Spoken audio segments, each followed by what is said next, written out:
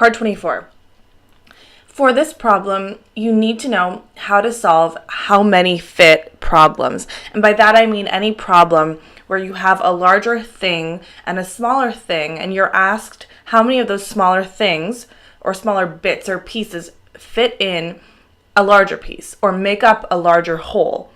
So there's a lot of variations, of course, of this type of problem, but I'm going to show you how to solve a similar problem. Molly has a ribbon that's 3 3/4 feet long, and we are wondering how many smaller pieces we can make that are 2.5 inches long.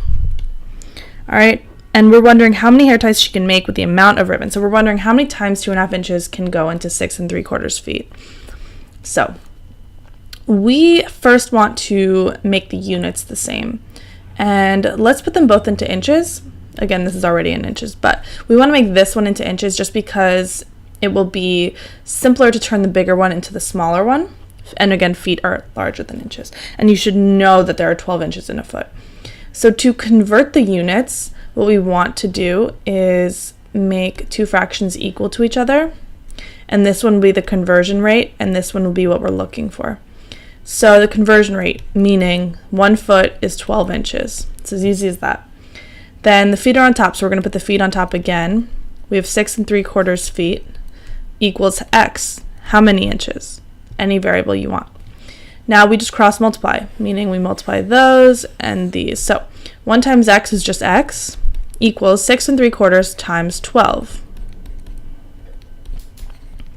Now, these are hard to multiply, these mixed numbers, meaning a whole number and then a fraction at the end.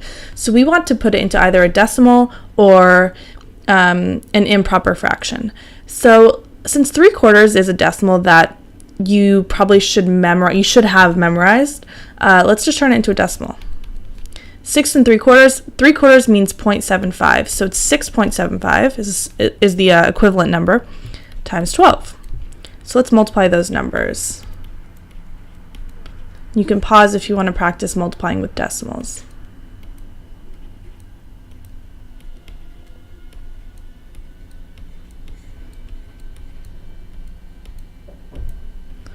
All right, and then when you are multiplying a decimal, it kind of goes exactly the way a normal multiplication problem would go. But at the end, the decimal is over twice, and so you have to put a decimal over twice.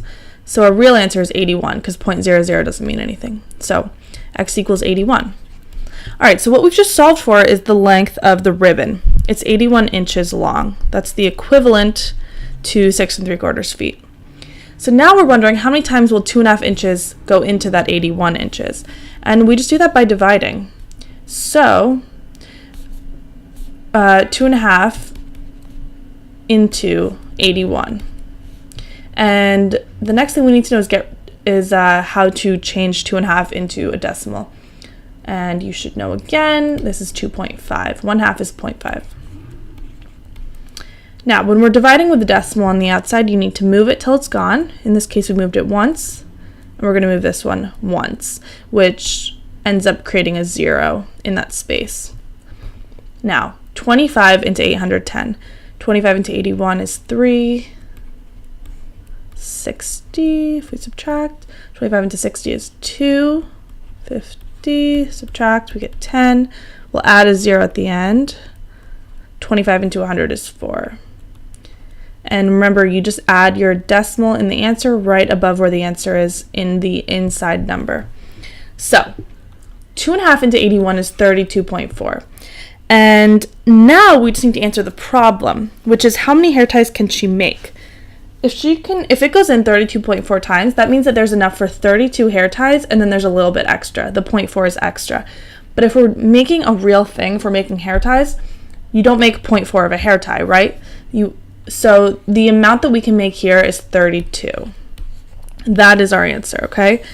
Because the 0.4 won't make a full hair tie, so we only make 32 full hair ties. Okay, so 32 is our answer.